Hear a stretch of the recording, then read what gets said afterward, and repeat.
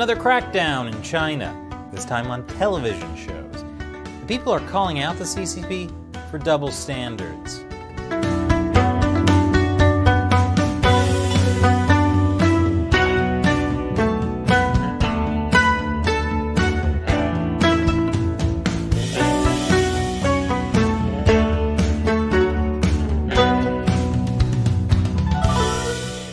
Welcome to China Uncensored. I'm Chris Chappell.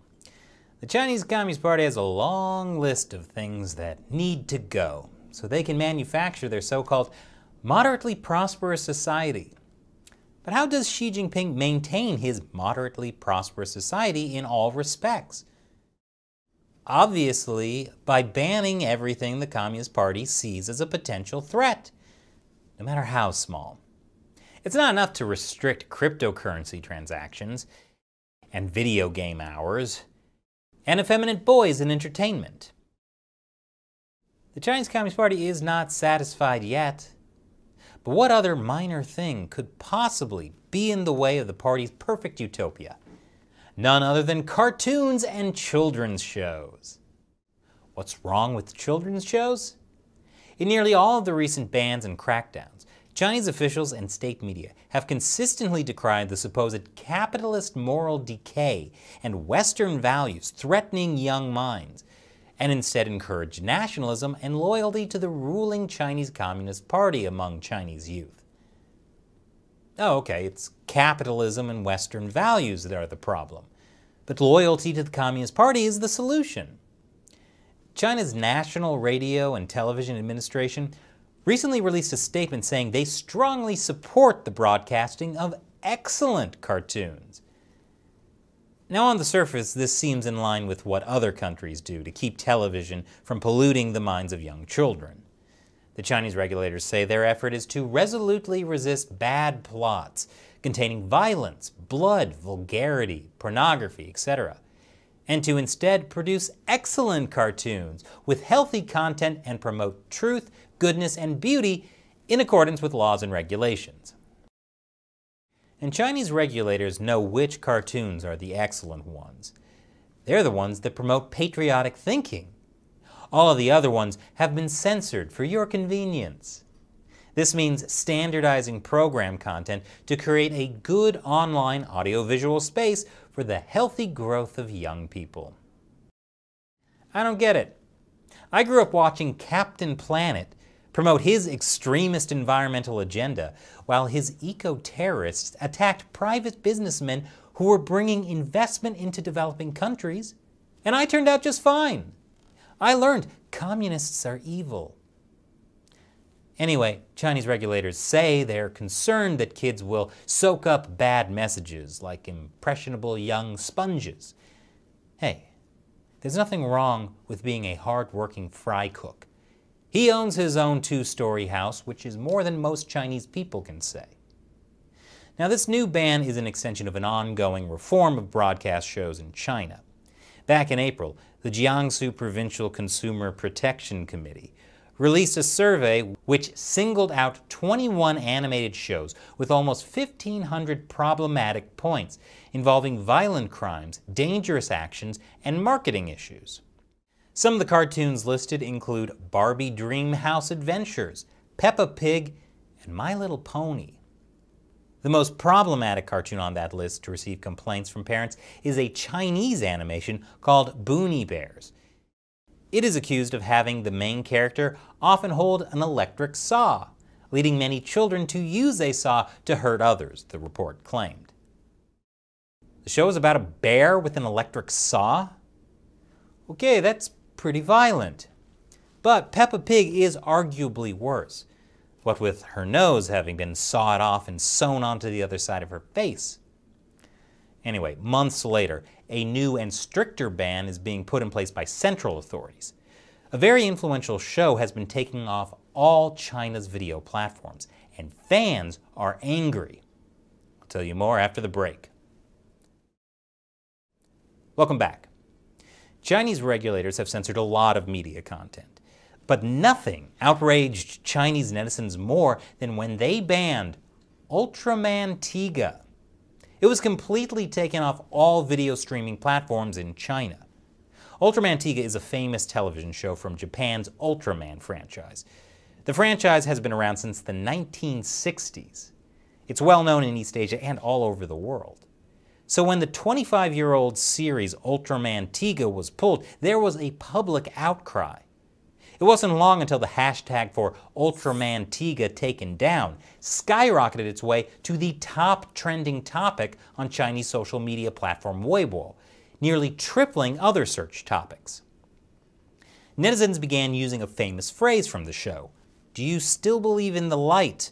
to question China's media censorship.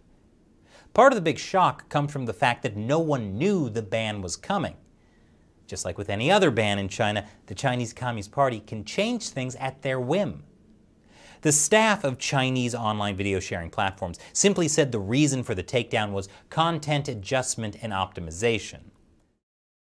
Content adjustment and optimization. That sounds like not the real reason they're taking down a TV series that was first broadcast 25 years ago. Meanwhile, the Jiangsu Provincial Consumer Protection Committee says that the removal of Ultraman Tiga on the entire network may be an autonomous behavior of the relevant platform, which has no connection with the Jiangsu Provincial Consumer Protection Committee. So the video sharing platform blames the local government, and the local government blames the platform. I've seen that one before. The problem with this takedown is that it doesn't just affect underage viewers. It affects everyone who likes Ultraman. And how many people under 18 grew up watching a show from 1996? Wait, 1996 was 25 years ago? But maybe Chinese officials don't have time to deal with the specifics here. They're too busy figuring out what to ban next. And maybe they weren't quite expecting the outcry from fans of the show, which is weird because those fans are exactly the right age to be extremely online. This comment says, "I don't get it. Ultraman Tiga is a show many people have loved to watch since they were young. Not only does it teach the belief in light, but it is also a cherished childhood memory. Besides, it does not bring any negative effects to people." Another comment points out the hypocrisy with taking down Ultraman and not the Chinese classics. Ultraman's Tiga taken down. Journey to the West has superstitious fighting monsters, take it down. Dream of the Red Chamber, currying favors with problematic values, take it down. Water Margin, adversarial relations with central powers, violence and death, bloodshed and beheading, take it down. Romance of the Three Kingdoms, violence and death, political struggles, internal power struggles, take it down. Please block the classic titles shown above. Well, the Chinese regulators didn't censor the 4 Chinese classics. And a few days later, fans noticed that Ultraman Tiga was quietly put back online. And video platform companies declined a reporter's interview, saying that it is currently impossible to give any information on the matter. And while people are celebrating the return of Ultraman Tiga, some people argue it's not the same because some episodes were revised or deleted. So in the end, it seems people can enjoy having one show back on the shelves, or at least most of one show. Celebrate the small victories while they last, I guess. You never know what's going down next. And now it's time for me to answer a question from a fan who supports China Uncensored on Patreon or Locals. This question comes from Mr. Sarvi on Locals. Chris, on America Uncovered, you bashed solar panels and gave a tone that there is nothing that can be done to improve your negative points. What is your solution for emissions-free / healthy for humans and environment electricity generation on a country-size scale? Wow, that's an important question, Mr. Sarvi. I'm a big fan of renewable energy. But this episode of my other show talks about the dirty secret behind clean solar energy. The problem is not with clean energy. The problem is that nearly all solar panels are made in China. If China burns dirty coal to manufacture solar panels, it's a bit counterproductive, isn't it? There are also a bunch of other even crazier problems which I talk about in that episode. I think solar panels themselves are a great technology. And they should be made right here in the USA again, without involving China in the supply chain. Then they would be made by factory workers with higher wages in safer conditions. And over time, the prices would go down as technology improves, so long as China doesn't keep stealing our technology. The same goes with wind power. We should stop buying wind turbines made in China with stolen US technology. What's my solution for emissions-free electricity generation? It starts with renewable energy like wind, solar, and other things, and that manufacturing should be done right here in America. Thanks for your question. And thank you to everyone else who supports China Uncensored through the subscription platform Locals and the crowdfunding platform Patreon. The links to both of those are below. Once again, I'm Chris Chappell. Thanks for watching China Uncensored.